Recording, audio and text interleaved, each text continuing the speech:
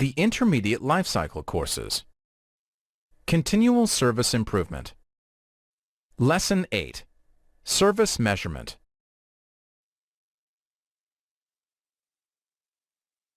Welcome to Lesson 8. In this lesson, we'll look at service measurement, an essential area for effective continual service improvement. We'll study the objective of measurement, developing a service measurement framework, levels of measurement and reporting, defining what to measure, setting service targets, service management process measurement, measurement framework grids, interpreting and using metrics, creating scorecards and reports, and continual service improvement policies.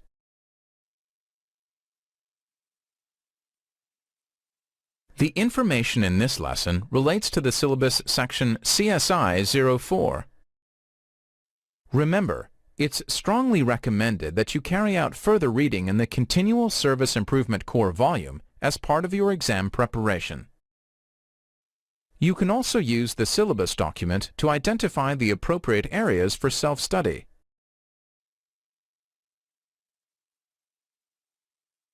In the course so far, we've mentioned measurement many times. It is a key concept for continual service improvement.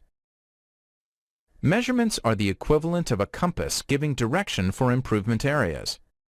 More importantly, they give early warning of issues before they arise, so we do not steer into danger.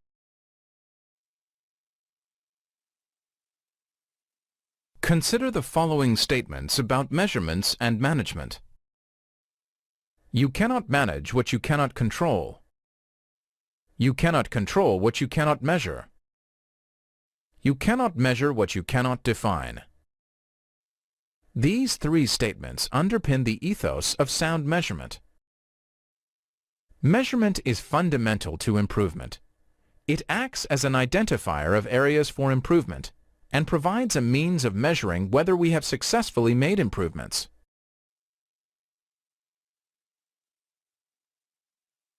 Let's start by thinking about the objectives of measurement. As the business and IT become more integrated within an organization, IT services need to be measured differently. They are an integral part of the success of the business and need to be measured accordingly. IT cannot simply measure and report on the performance of individual components such as servers or applications. IT ideally needs to be able to measure and report against an end-to-end service.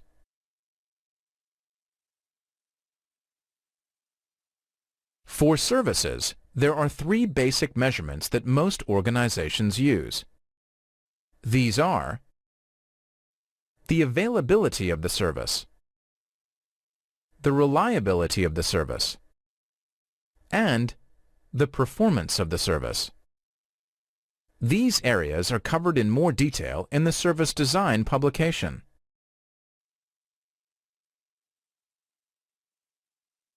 Organizations still need to monitor, measure, and report on component levels to understand the efficiency and effectiveness of their components, but these measures are often meaningless to the business. For example, if a server is available but the network is down, the customer is not able to connect to the server. In the eyes of the business, the end-to-end service is not available.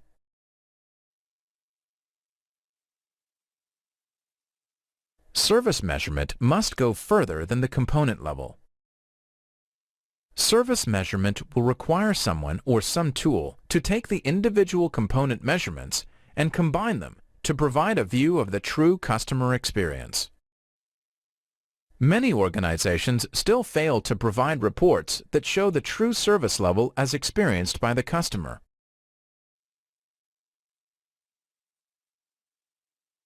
The diagram on screen shows how it is possible to measure and report against different levels of systems and components to provide a true service measurement.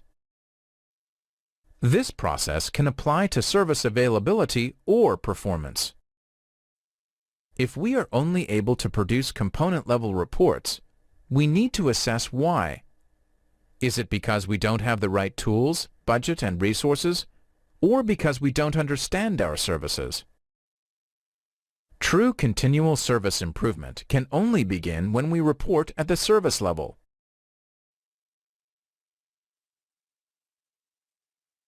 Okay, let's move on and think about service measurement frameworks. The challenge is to create a service measurement framework that will create value-added reporting for an organization. Organizations don't just want to know what happened from a component perspective. They want to know why it happened, what the impact was, and how this affected the business. Value-added reporting allows a customer perspective as well as an IT perspective. Creating a service measurement framework is difficult, but the results over time should more than repay the initial effort. There may be some trial and error in the beginning, so don't be afraid to admit mistakes and make adjustments to the framework.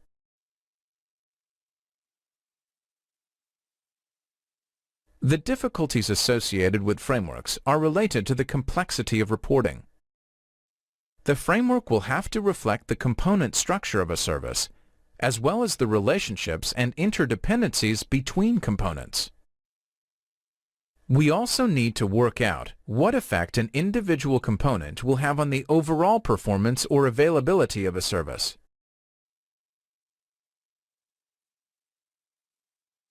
For example, when we look at an individual server, we need to answer these questions. If a server fails, is the service availability 0% or 50%, or another figure? If a server fails, is more than one service affected? Does a single server loss have no effect on availability, but an effect on service performance? It sounds complicated, but we need to create figures we can defend in discussions with the customer.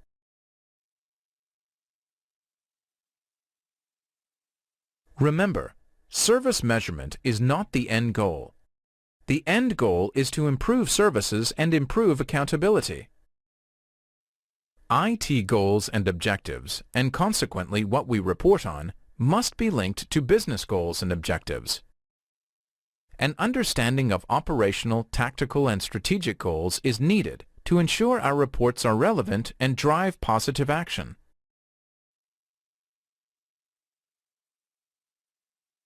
Service measurement is forward-looking, as well as reporting on past performance. It will provide answers to the question, what do we need to be able to do, and how can we do things better? The output of any service measurement framework should allow individuals to make operational, tactical, or strategic decisions.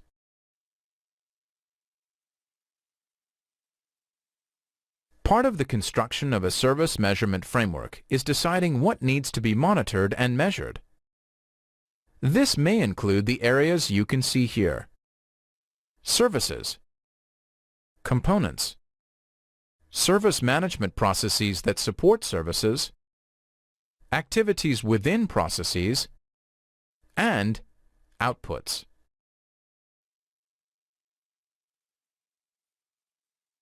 Typically, we'll find a combination of measures is needed to provide an accurate and balanced perspective. For example, it may be both processes and components that are causing performance issues. Both will need to be measured and reported on.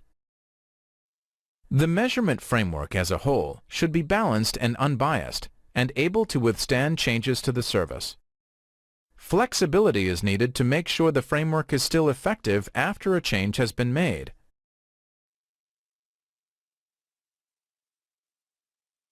There are three main steps in creating a service framework. You can see them on screen now. Origins. Building the framework and choosing measures. And defining procedures and policies. We're going to study these now.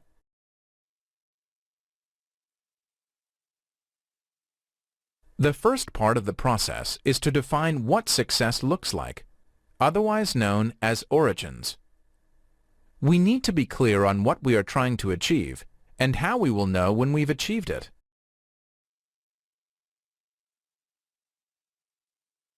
Next, we need to build the framework, including choosing the measures we need. Building the framework will involve looking at what we need to measure to be able to support strategic, tactical, and operational decisions. Looking at what measures will provide the data and information we need. And setting targets for all measures, possibly driven by service level agreements or IT objectives.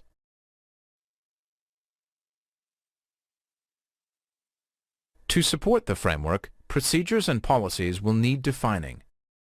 This will include defining procedures for making measurements and tools required to gather data and support measurement activities. Identifying roles and responsibilities. Defining any policies needed.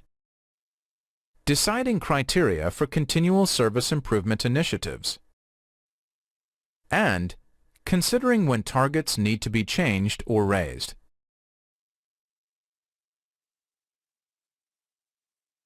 Let's think about the critical elements of a service measurement framework. These will include elements that relate to the performance framework, elements that relate to the performance measures, elements that relate to the performance targets, and defined roles and responsibilities. We're going to review these areas briefly now.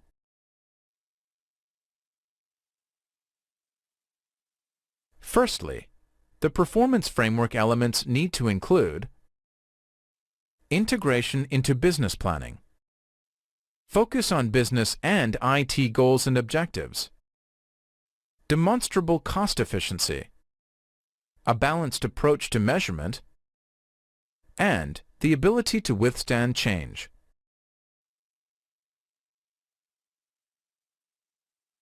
The second area of critical elements is the performance measures themselves. These need to be accurate and reliable, well-defined, specific and clear, relevant to the IT and business objectives, do not create a negative behavior, and lead to improvement opportunities.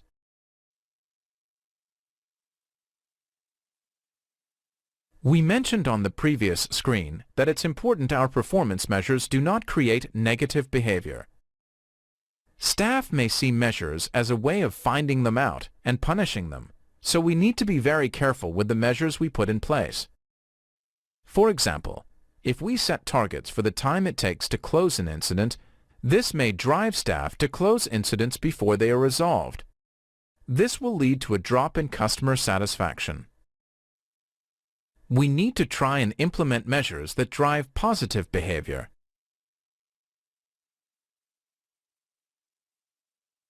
Thirdly, a successful service measurement framework has performance targets that are SMART. SMART stands for specific, measurable, achievable, relevant, and timely.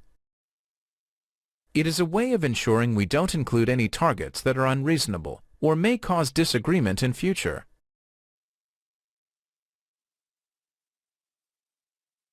Lastly, the framework must have defined roles and responsibilities. The following questions must be answered satisfactorily. Who defines the measures and targets? Who monitors and measures? Who gathers the data? Who processes and analyzes the data? Who prepares the reports? Who presents the reports?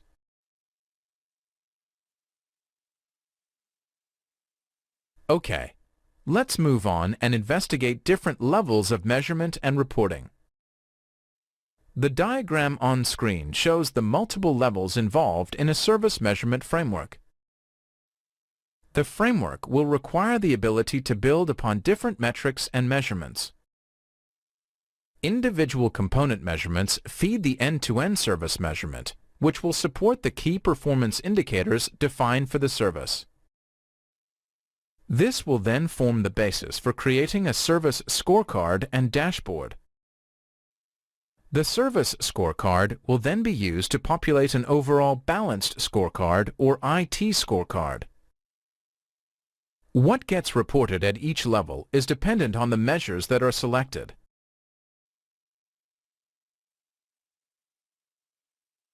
Let's think about this in more detail. At the bottom level, the technology domain areas will be monitoring and reporting on a component basis, covering elements like servers, routers, databases, etc. At this level, measurements will be on component availability, reliability, and performance.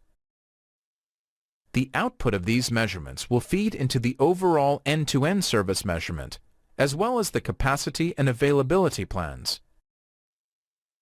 These measurements will also feed into any incremental operations improvements and into a more formal continual service improvement initiative. Part of service measurement is then taking the individual component measurements and using these to determine the true service measurement for an end-to-end service, derived from availability, reliability, and performance measurements.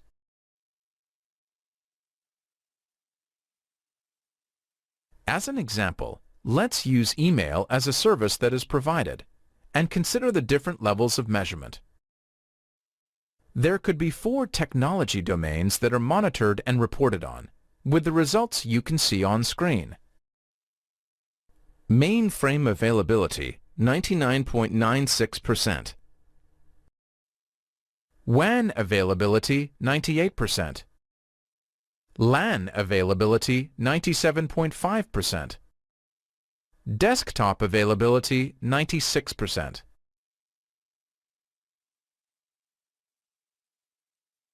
We need to be able to calculate the user perspective on service availability based on the figures on the previous screen. Is it 96%, the desktop availability, which was the lowest number? The problem with this calculation is that all the failures may not have occurred at the same time. The availability figure for each technology domain has to be multiplied together. This provides an availability of the email service at 91.69%, the true customer experience.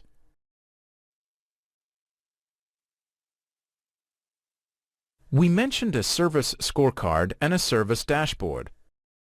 Let's look at them in more detail. A service scorecard provides a snapshot view of a particular service. It is normally produced monthly, but could be weekly or quarterly.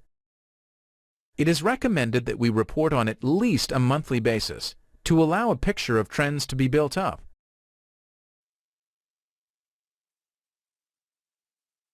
A service dashboard can include the same measures as those reported in the service scorecard, but provides real-time measures that can be made available to IT and the business through the intranet or some other portal mechanism. Finally, there is the concept of a balanced scorecard. We'll look at this definition on the next screen.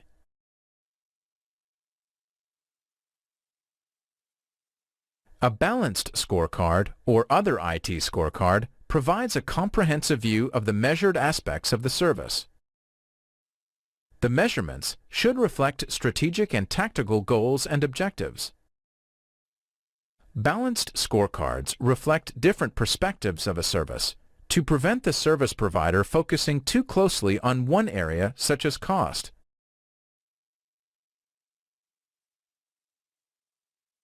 When developing a framework, it is important to understand which are the most suitable types of report to create. It is also important to understand who they are being prepared for and how they will be used. This leads us to our next subject area, defining what to measure.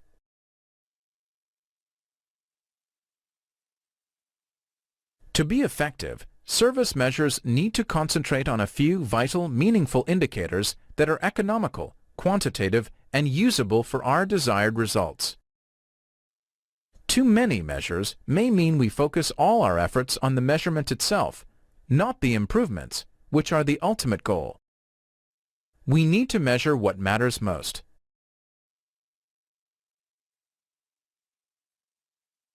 For example, One UK organization outsourced all of its IT service delivery. When agreeing the contract with their supplier, they included over 100 key performance indicators to try and make sure they could fully control the supplier and the service provided. They realized very quickly that this was consuming huge amounts of time and resources in data collection and analysis on the customer side. Soon, the list was reduced down to the 12 key performance indicators that actually mattered.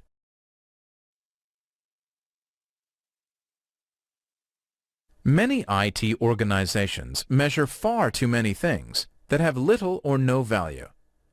Not enough time is spent aligning measures to the business and IT goals and objectives. There is often no measurement framework to guide the organization in the area of service measurement.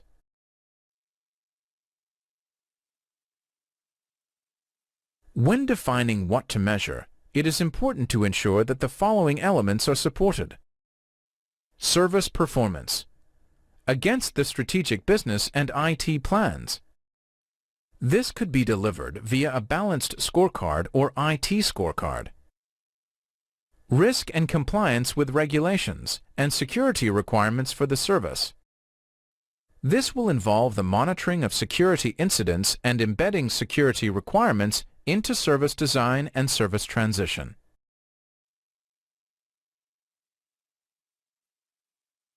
Further areas that need to be considered when defining what to measure are business elements, including but not limited to financials. How does IT support the business in delivering services? Key IT processes that support the service. For example, how do availability, capacity, and IT service continuity management support the service? And internal and external customer satisfaction. Measuring customer satisfaction to ensure that the customer's needs are being met.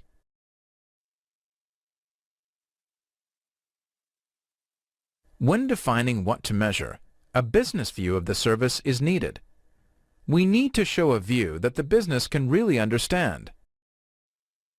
The traditional IT approach to measuring and reporting availability is to present the results in percentages, but these are often at a component level and may not reflect the business experience. Downtime in the middle of the night can be very different to downtime during the end-of-month financial reporting. Availability measures and reports should reflect the experience of the customer.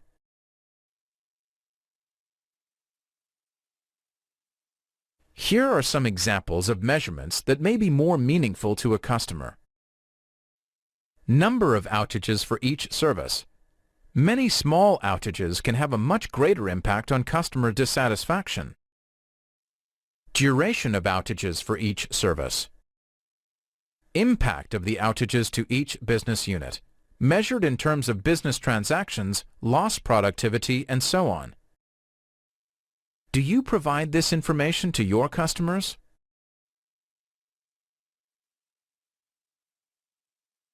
We're studying service measurement. There are a number of common measurements we can select from when deciding what to measure. We're going to study these briefly now. Service levels, customer satisfaction, business impact, and supplier performance.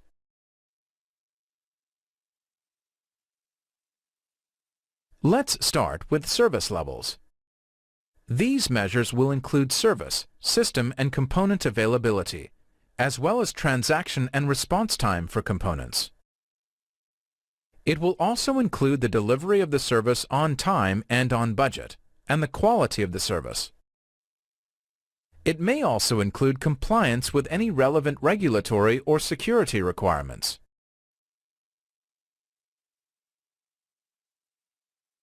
Service level agreements may also require monitoring and reporting on incident management measures. These could include mean time to repair and mean time to restore service. These measures allow us to show where there is room for improvement in incident resolution. Mean time between failures and mean time between system incidents may also be included. You'll find the definitions for these measurements in the study guide for this lesson.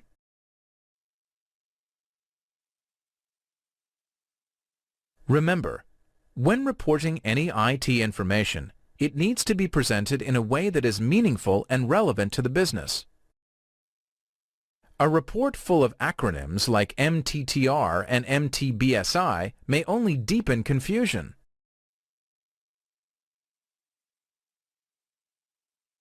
We may also choose measurements based on customer satisfaction. Here, surveys are conducted on a continual basis to measure and track customer satisfaction. It is also a common practice for the service desk and incident management to conduct a random sampling of customer satisfaction on incident tickets.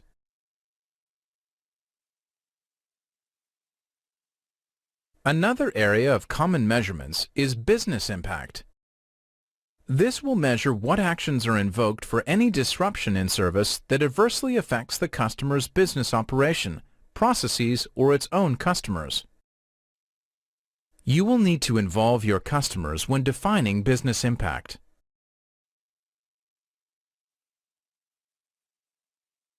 Supplier performance is the final area of common measures. It is important to measure the performance of our suppliers to identify opportunities for improvement. Any supplier relationship should have defined and quantifiable measures and targets in place, relating to the service delivered as well as any supporting processes.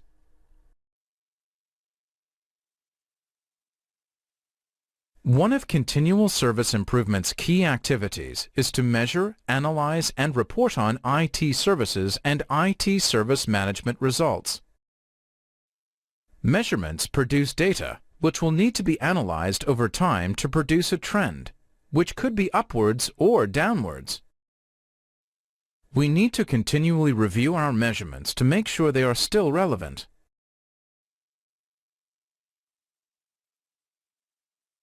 As part of the measuring process, it is important to confirm regularly that the data being collected and collated is still required, and that measurements are being adjusted where necessary. This responsibility falls on the owner of each report or dashboard. They are the individuals designated to keep the reports useful and to make sure that effective use is being made of the results.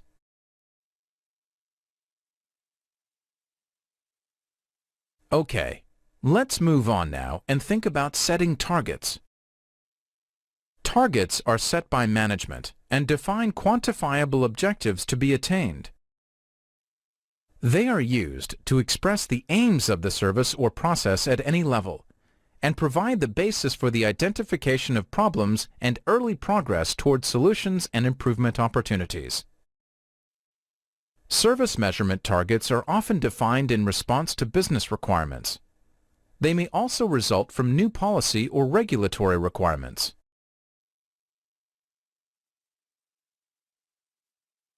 The service level agreements we agree often drive targets.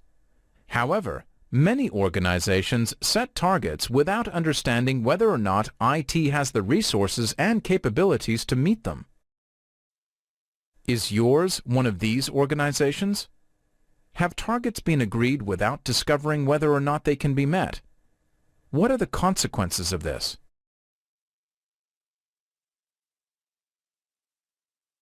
Operational level agreements can be used to help define IT capabilities and make sure that the service level agreement targets we agree can actually be delivered. Service level management must look at the business requirements, but also IT's capability to meet business requirements. If IT is unable to meet the agreed targets, customer satisfaction will drop rapidly.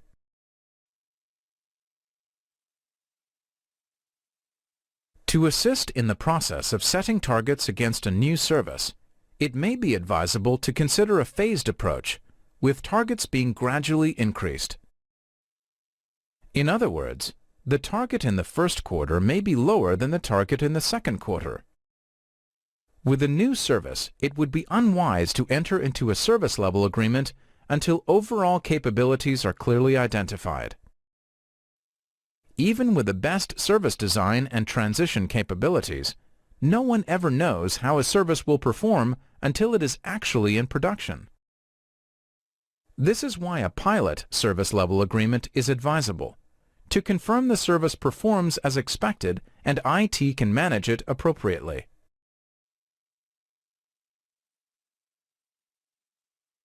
The setting of targets is just as important as selecting the right measures. It is important that targets are realistic but challenging.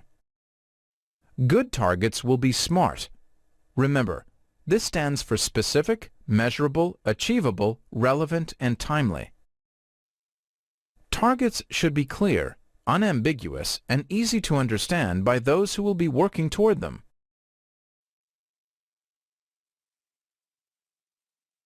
The choice of target can affect the behavior of those who are doing the work that is being measured. People can be so focused on meeting a specific target that the overall service quality suffers.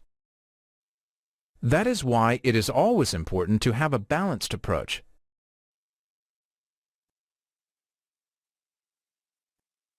For example, service desks are often measured on the average speed of answer. If a balanced approach is not taken, agents may be rushing through calls to answer the next one, and the quality of the customer experience will suffer. The calls may be answered swiftly, but if the agent does not provide a quality service, what is the customer perception?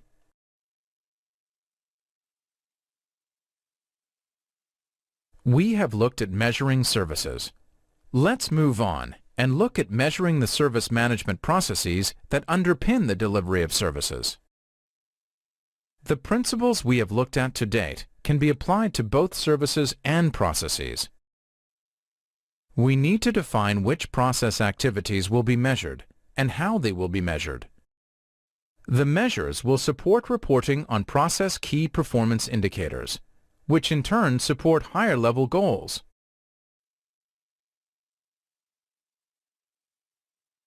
The diagram on screen uses change management as an example. The higher-level goal is to improve the service quality. As we know, one of the major reasons for service quality issues is downtime caused by failed changes.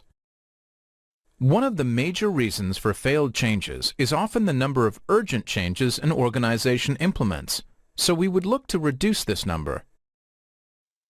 To support this, we would need to be able to report on number of urgent changes, number of failed urgent changes, and unauthorized changes that failed.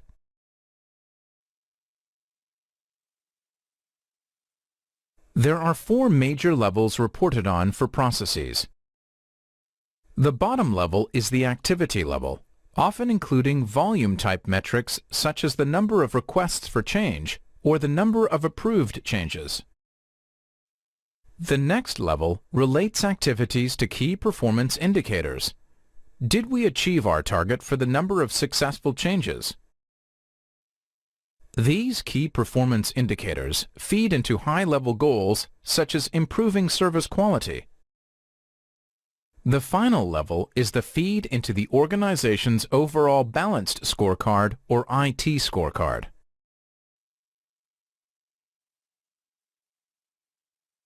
It's time for a short exercise. This exercise will test your understanding of some of the key performance indicators that show the value of service management. Plan to spend 20 minutes on this exercise, and don't forget to check your study guide for a suggested solution. So here's the question. The following key performance indicators measure the value of service management. For each key performance indicator, can you list the process or processes that will help to deliver them? How will they help to deliver them? Improved availability by service, systems, or applications. Reduction of service level breaches by service, systems, or applications. Reduction of mean time to repair. This should be measured by priority level and not on a cumulative basis. Reduce percentage of urgent and emergency changes by business unit. Reduction of major incidents.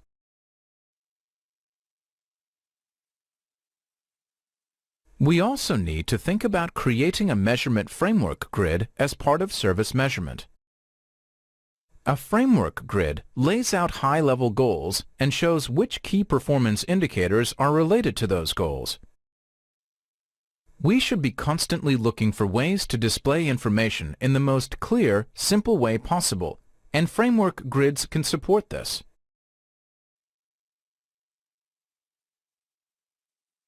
Within a framework grid, key performance indicators can be classified by the areas you can see here. Compliance. Are we doing something? Quality. Are we doing it well? Performance. Are we doing it quickly? And value. Are we making a difference? We can then quickly and easily see which key performance indicators will help us evaluate how well we are doing in each of these areas.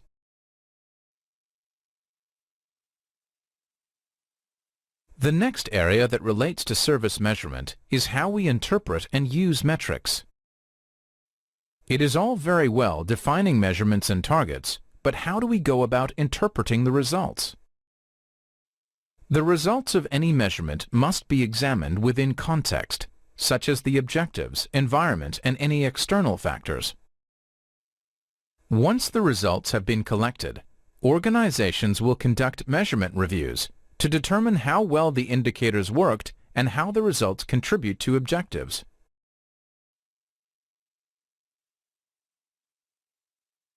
Prior to any interpretation, the results of the metrics should be examined to ensure they make sense.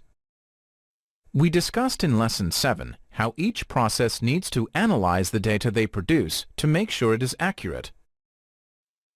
If our metrics do not make sense, action should be taken to identify the reasons for any discrepancy.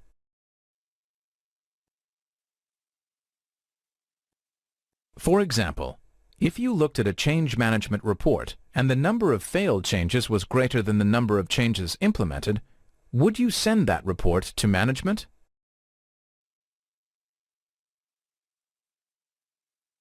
When a strange result is experienced, we need to ask the following questions.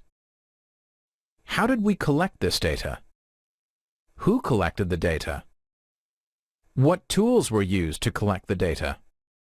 Who processed the data? What could have led to the incorrect information?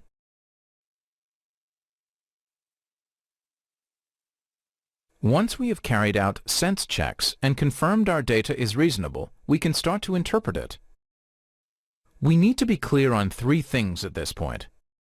What data elements make up the results? The purpose of producing the results? And the expected normal ranges of results. Simply looking at some results and declaring a trend is dangerous.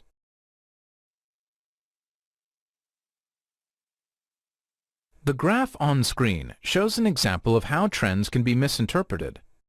At first glance, you could come to the conclusion that the service desk is opening fewer incident tickets month by month.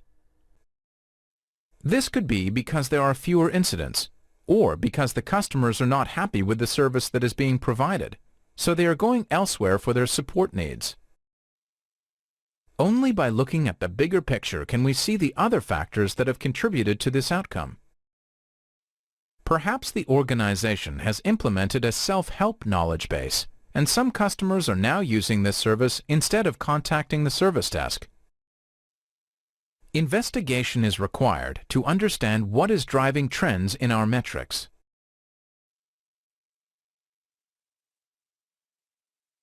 So, we have to be careful when and how we use measurements and metrics. Let's think about using measurements and metrics in more detail. As we mentioned earlier, metrics can be used for the purposes shown here. To validate, to direct, to justify, and to intervene.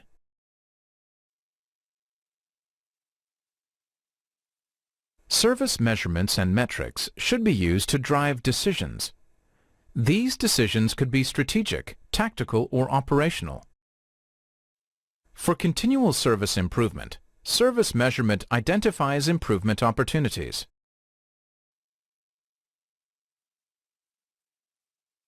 Many improvement opportunities are identified, but often there is only a limited budget to address them. Decisions must be made. Continual service improvement needs to determine which improvement opportunities will support the business strategy and goals, and which ones will support the IT goals and objectives. Metrics can provide support here too, as well as during the calculation of return on investment and value on investment opportunities.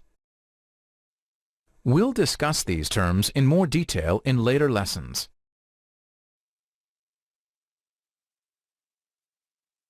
Service measurements and metrics should also be used for comparison purposes. Often, the value of a measurement only comes when there is a standard or baseline against which to assess the data. Measuring only one particular characteristic of performance in isolation is meaningless, unless it is compared with something else that is relevant.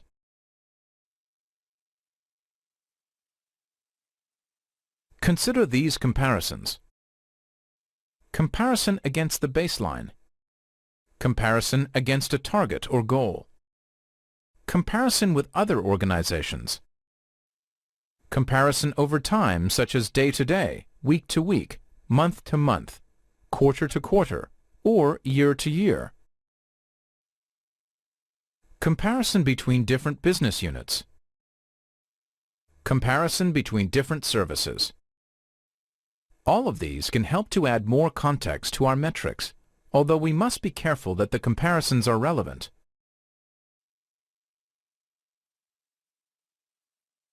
A minor change or short-term deviation should not always lead to an improvement initiative. For example, if an increase in capacity usage is related to a one-off business event, we may not need to change the way we deliver services. Again, comparison can help us to identify short-term and long-term trends.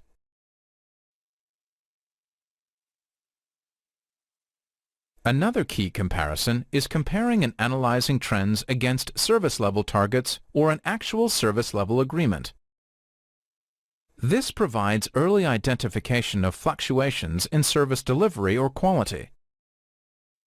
Using the measurements and metrics can also help define any external factors that may exist outside the control of the internal or external service provider. The real world needs to be taken into consideration.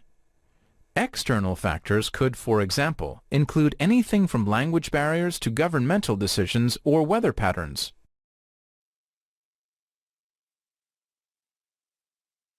Some metrics and measures have little value at the strategic and tactical level, but can be used as part of ongoing operational tuning and improvement. These include examples such as services used, frequency of service use, time of day of service use, and performance of service components.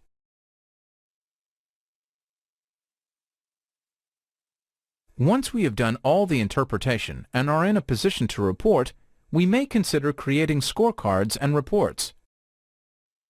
The results of service measurement information will be used for three main purposes: to report on the service to interested parties, to compare against targets, and to identify improvement opportunities. Reports must be appropriate and meaningful, or they add no value.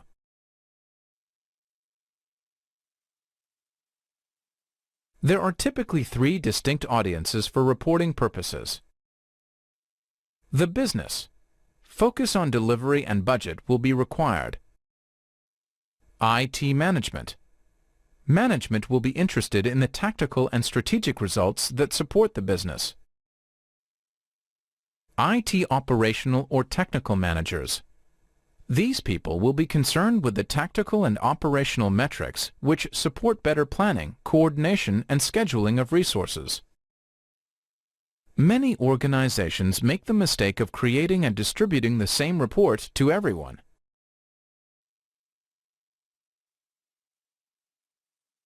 When creating scorecards, it is important that they align to overall strategies within the organization. Reports and scorecards should be linked to overall strategy and goals. Using a balanced scorecard approach is one way to manage this alignment. We'll look at balanced scorecards in more detail in Lesson 13. The scorecard must be able to answer the ultimate question of whether the goals are being achieved and the overall strategy supported.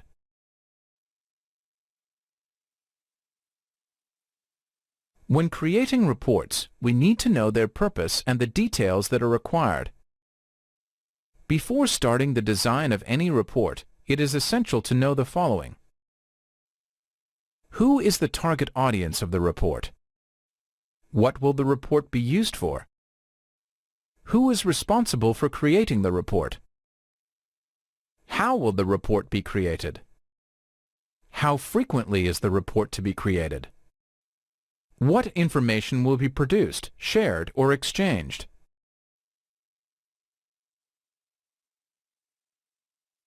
As well as knowing the target audience, you should also know what report format the audience prefers. Everyone's preferences are different. It may be text reports, charts, and graphs with lots of color or a combination of all of these. When using charts, they must be understandable and not open to interpretation.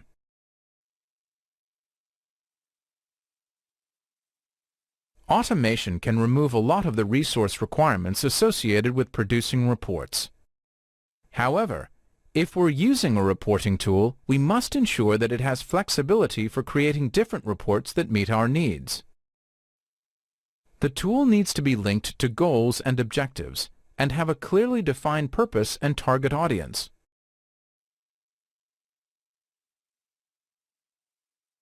Lastly, in this lesson, we'll take a look at some continual service improvement policies. Many of these policies are embedded in processes such as availability management, capacity management, and service level management. Driving these policies through our organization will help to make sure the right measurements are put in place.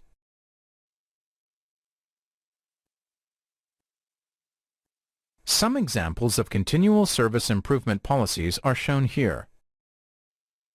Monitoring requirements need to be defined and implemented.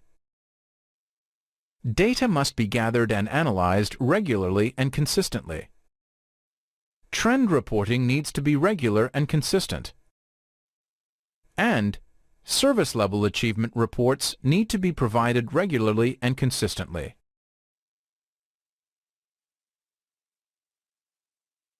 Further continual service improvement policies include: internal and external service reviews need to be completed regularly and consistently. Services must have clearly defined levels or targets to measure against. And service management processes must have critical success factors and key performance indicators to allow their performance to be measured.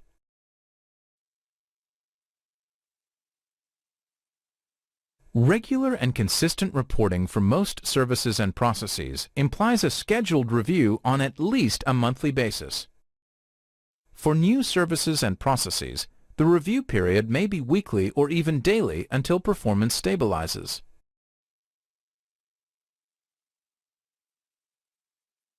Further continual service improvement policies will include: all improvement initiatives use the change management process. All functional groups will take responsibility for continual service improvement activities. And roles and responsibilities are documented, communicated, and filled.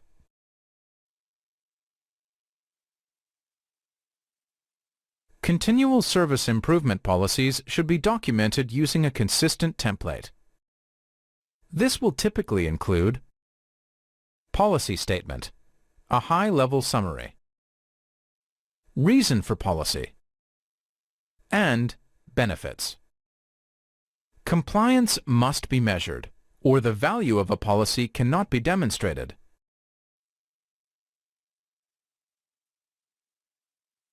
You've completed Lesson 8, Service Measurement. We've covered a lot of areas related to service measurement in this lesson, so pause and update your study notes if you need to. Don't forget to download your study guide. You'll find an example summary report format in it.